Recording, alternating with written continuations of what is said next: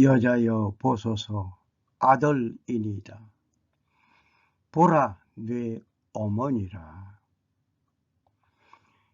예수님께서 자기의 어머니와 사랑하는 제자가 곁에 서 있는 것을 보시고 자기 어머니께 말씀하시되 여자여 보소서 아들이니이다 하시고 또 그 제자에게 이르시되 보라 네 어머니라 하신데 그때부터 그 제자가 자기 집에 모시니라. 갈보리는 영원한 아름다운 노래를 부르게 한 곳이었습니다. 갈보리 산 위에 십자가의 주님을 바라볼 때 하나님의 크신 사랑이 보여지는 것입니다.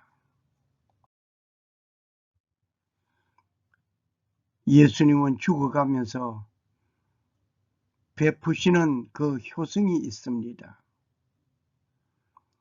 핏덩이를 낳은 후 산후조리도 미처 못한 어머니는 헤롯 왕의 칼을 피하여 망명길에 올라야 했습니다.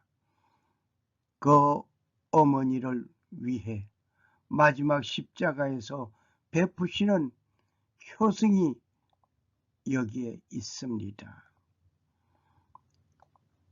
네 부모를 공경하라. 그리하면 네 하나님 여호와가 네게 준 땅에서 네 생명이 길리라. 출애굽기 20장 12절 말씀이었습니다. 네 부모를 공경하라고 하신 말씀 따라 예수님은 죽어가면서도 어머니를 마지막 복양할 자에게 맡기는 효성을 보게 됩니다. 보라 네 어머니라 라고 사도 요한에게 말씀하셨습니다. 이제부터 네 어머니같이 모시라는 뜻입니다. 이렇게 죽어가면서도 효의 본을 보이시는 예수님은 갈보리에서 마지막 아름다움을 보여주셨습니다. 누가 예수님을 향하여 어머니에게 경홀하였다고 말할 수 있겠습니까? 사탄도 하나님 앞에서 예수에 대하여 어떤 비난의 말을 못할 것입니다. 죽어가면서까지 어머니의 장례를 걱정하는 모습을 보시라. 맏아들로서 그 책임을 다한 아름다운 효의 극치입니다.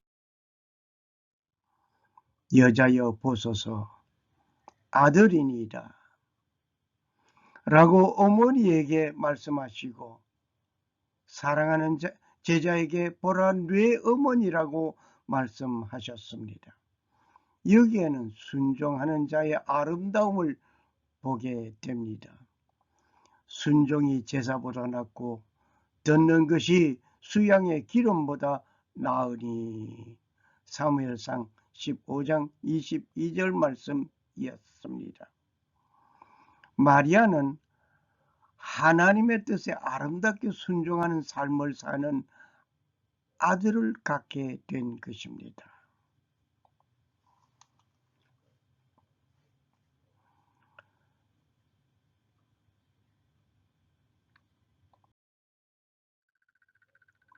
예수님께서 겟세마네 동산에서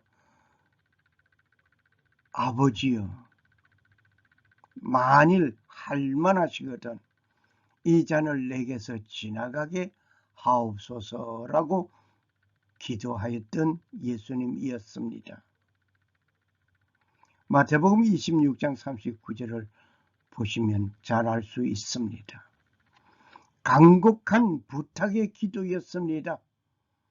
십자가의 처형이 어떠한 것인지 잘 알고 계시는 예수님, 이 가혹한 처형을 피하고 면하고 싶은 심정을 솔직하게 표현한 것입니다. 그러나 그는 그러한 나의 원대로 마옵시고 아버지의 원대로 하옵소서라고 그 자신의 뜻을 접는 모습을 곧 이어서 바라봅니다.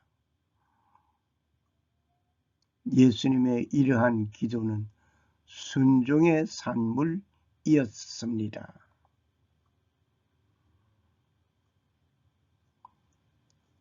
죽어가면서 베푸시는 효성을 봅니다. 보라, 네 어머니라. 구약 성경에서 이스라엘의 초대왕 사울은 순종할 때 왕으로 추대되었음을 우리는 잘 알고 있습니다. 이 사울의 이름의 뜻은 희망이다 입니다. 사무엘상 9장 1절 2절을 참고하시면 되겠습니다.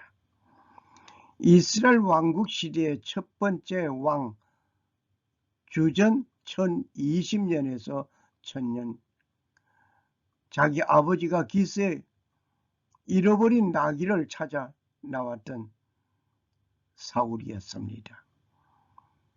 사무엘을 만난 그는 사무엘로부터 기름 부음을 받게 됩니다.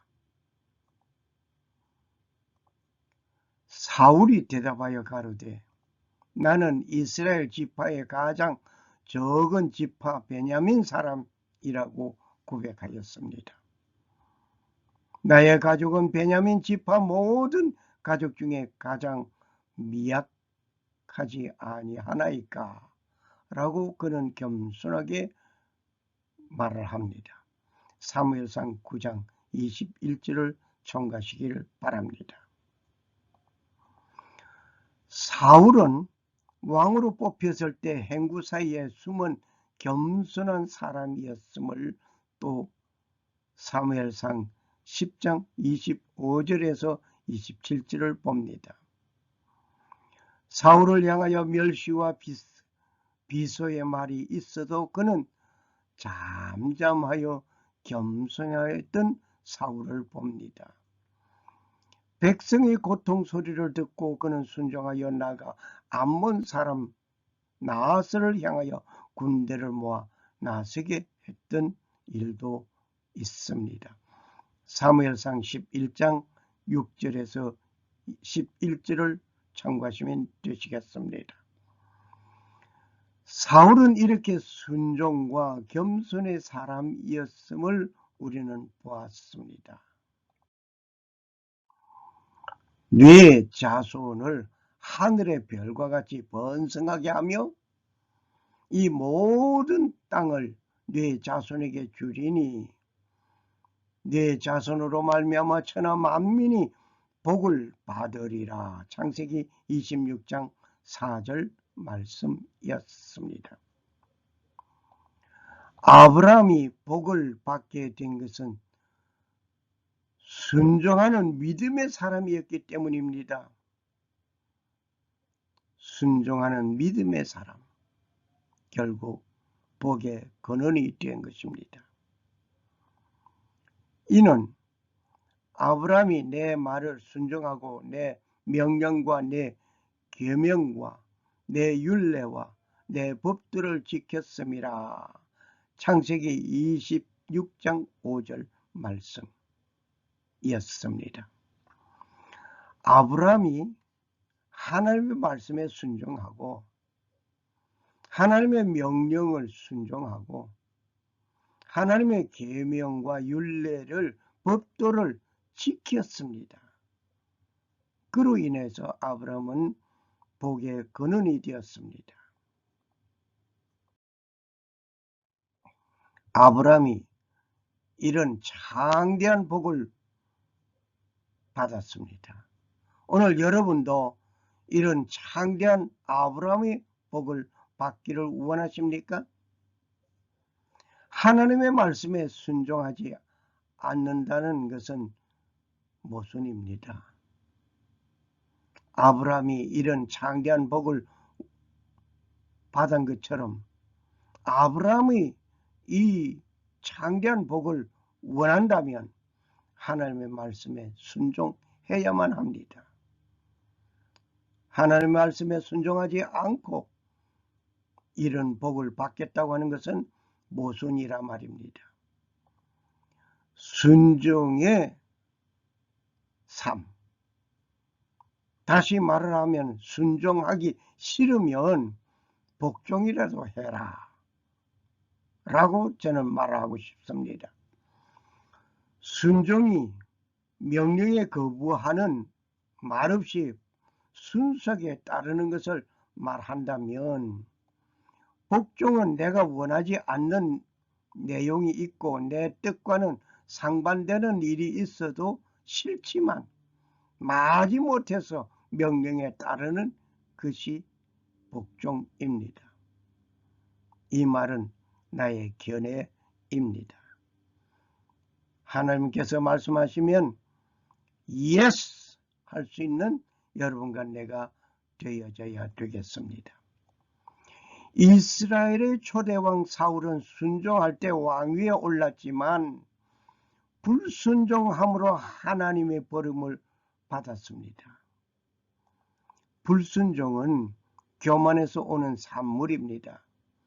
이 교만은 제 스스로 잘난 체하며 겸손하지 않고 뽐내어 방자히 말하며 하나님을 의지하지 않고 제 힘으로 살겠다는 것을 불순종이라고 봅니다. 오늘 어떻습니까?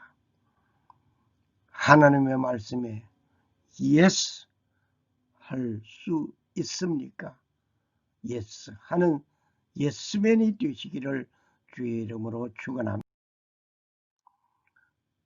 예수님께서 십자가에서 죽으시면서 부탁하신 말씀을 그의 제자 요한은 순종하는 모습이 또 보입니다. 이 사도 요한, 예수님의 제자 요한은 아버지 세베대와 어머니 살로메 사이에서 태어난 것입니다. 야곱의 동생으로 태어난 사람이라 말입니다. 마가복음 1장 19절 참고하시면 되시겠습니다. 살로메는 예수님의 어머니 마리아와 자매인 것으로 추측합니다. 요한은 갈릴리 지방 어부 가정에서 출생한 사람입니다. 아버지 세베대는 부자였습니다. 종들을 거느리고 있었습니다. 마가복음 1장 16절에서 20절 참고하시면 되시겠습니다. 요한은 예수님이 공생애를 시작하면서 처음으로 선택한 제자들 그룹 중에서 한 사람입니다. 먼저 시몬 베드로와 안드레를 선택하신 후 조금 더 길을 가시다가 아버지와 함께 그물 손질을 하는 요한과 야고보를 제자로 부르신 것입니다. 오늘 주님의 부름을 받고 순종하는 여러분과 나의 삶이 예스맨으로 살아가시기를 축원합니다. 요한은 세례 요한의 제자로 있다가 예수님의 제자가 된 사람으로 보입니다. 요한복음 1장 35절에서 39절을 참고하시기를 바랍니다. 요한은 예수님과 함께 있는 동안 야고보와 함께 우리의 아들이라는 별명을 얻을 만큼 성격이 급한 사람이었습니다. 마가복음 3장 17절, 누가복음 9장 54절을 참고하시기 바랍니다. 요한은 최후 만찬상에서 예수님의 품에 의지하며 누울 정도로 예수님의 총애를 받았던 제자 중 한 사람이었습니다. 요한복음 13장 23절을 참고하시기 바랍니다. 또한 요한은 빈 무덤을 직접 목격한 사람이었습니다. 요한복음 20장 1절에서 10절을 참고하시기 바랍니다. 요한은 다른 제자들이 다 도망간 다음에도 십자가에 달리신 예수님의 발밑에 남아 예수님의 어머니 마리아를 보호해 달라는 주님의 부탁을 받으면서 예수님의 마지막을 지켜본 제자이었습니다. 요한복음 19장 23절에서 27절을 참고하시기 바랍니다. 요한의 저서로서는 요한복음, 요한 1서, 요한 2서, 요한 3서, 요한계시록 등이 있습니다. 요한은 밤모섬에서 유배되어 있다가 후에 에베소로 와서 죽음을 맞이하였습니다. 요한은 영적인 통찰력을 가지고 예수님의 생애에서 일어난 사건들을 해석하여 기록하였던 요한이었습니다. 요한복음 20장 30절 31절을 참고하시기 바랍니다. 예수님께서 인류에게 첫 번째로 계명, 곧 부모님을 공경하라는 계명을 이루시기 위하여 어머니의 남은 생을 복양할 자에게 의탁하시는 순간이었습니다. 영적인 가족을 더 중요하게 여기시기에 혈육을 나눈 형제에게 부탁하지 아니하고 사랑하는 제자 요한에게 부탁하셨단 말입니다. 나의 어머니와 나의 동생들을 보라. 누구든지 하늘에 계신 내 아버지의 뜻대로 하는 자가 내 형제요 자매요 어머니라. 마태복음 12장 49절 50절을 봅니다. 이 사건은 예수님의 가족들이 예수님에게 찾아왔습니다. 찾아왔을 때 왜 찾아왔는 거 아니? 소문이 들리고 예수가 미쳤다, 귀신 들렸다 하는 소문에 아들을 찾아온, 형을 찾아온 그의 동생들 어머니였습니다. 아마 이때 아버지 얘기 없는 거 보니까 아버지는 이미 돌아가신 것 같습니다. 이때에 예수님께서 하시는 말씀이었습니다. 나의 어머니와 나의 동생들을 보라. 누구를 가리켰습니까? 여기에 찾아온 그 어머니와 동생들을 가리켰습니까? 아니에요. 거기에 있는 수많은 사람들 향해서 가리켰습니다. 누구든지 하늘에 계신 내 아버지의 뜻대로 하는 자가 내 형제요 자매요 어머니라. 육신의 어머니라 할지라도 육신의 형제라 할지라도 아버지, 하늘의 아버지 뜻을 행하지 않은 자 아니라 말입니다. 하늘에 계신 내 아버지의 뜻대로 행하는 자가 주님의 형제입니다. 주님의 자매입니다. 오늘 여러분과 나는 하늘 아버지의 뜻을 행합니까? 뜻대로 행합니까? 뜻대로 삽니까? 예스맨입니까? 순종하는 자입니까? 주님의 형제요, 주님의 자매요, 어머니라고 주님은 말씀하십니다. 테니스의 사랑에 대한 시 한 편을 보겠습니다. 남들의 슬픔에 대하여 내가 깊이 생각해 준 거기에 나의 가장 좋은 날이 있었도다.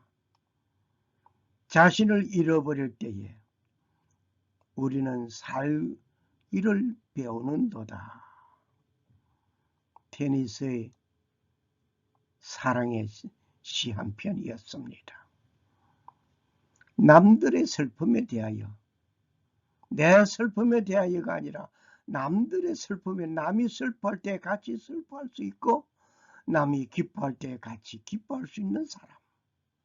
남들의 슬픔에 대하여 내가 깊이 생각해 준 거기에 남이 슬퍼할 때에 내가 같이 슬퍼하고 왜 어떻게 위로의 사람이 될 것인가 하고 깊이 생각해 보는 사람, 그 깊이 생각하는 그 자리에 나의 가장 좋은 날이 있었도다.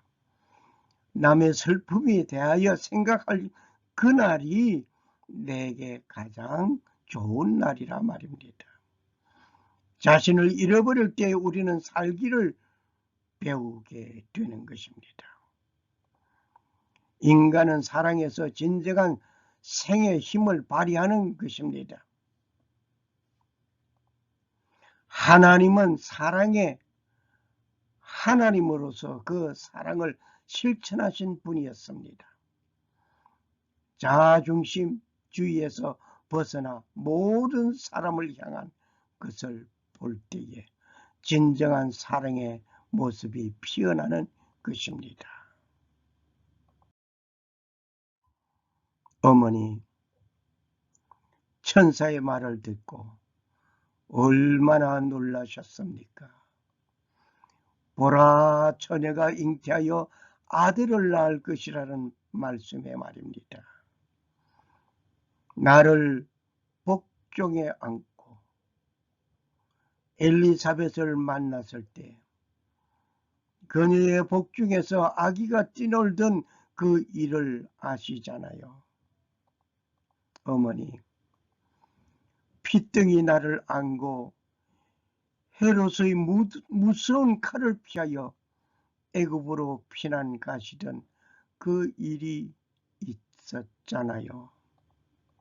어머니, 헤롯의 무서운 칼을 피하여 애굽으로 피나간 뒤에 온 유대 땅에 어머니들의 울음 소리가 천지를 진동하던 그때 그 일을 아시잖아요. 어머니, 혼인잔치집에 포도주가 모자랐을 때 그들에게 포도주가 떨어졌다고 말씀하시던 그 일을 아시잖아요. 어머니, 아들이 더러운 귀신 들렸다는 소문을 듣고 찾아오셨을 때에 누구든지 하나님의 뜻대로 하는 자가 내 형제요 자매요 어머니라 할 때 어머니는 어떠하셨나요? 어머니, 그 아들이 이렇게 어머니의 면전에 있나이다. 어머니, 여기 그 아들 때문에 수많은 아들이 죽었나이다. 수많은 어머니가 울었나이다. 어머니, 사랑하는 요한에게 보라 내 어머니라 하던 아들, 죽어가면서 어머니를 복양한 자를 찾아 놓으시던 아들, 어머니 아들이니이다.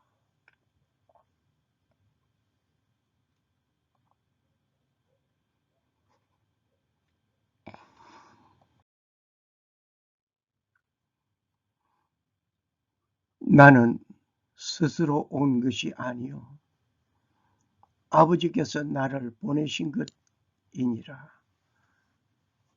요한복음 8장 42절 말씀. 아버지께서 보내신 보냄을 받은 자 그가 오셨습니다.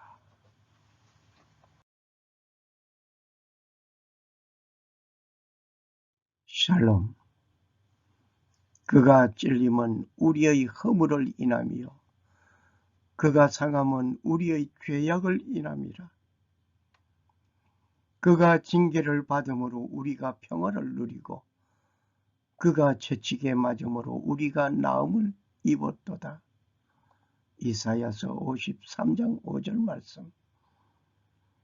살아 역사하시는 주 하나님 아버지는 자신의 뜻을 이루시기 위하여 역사하시는 가운데 그분이 사용하시고 귀한 역사를 이루시는 그 일에 동반되는 인물이 되시기를 소원합니다. 감사합니다.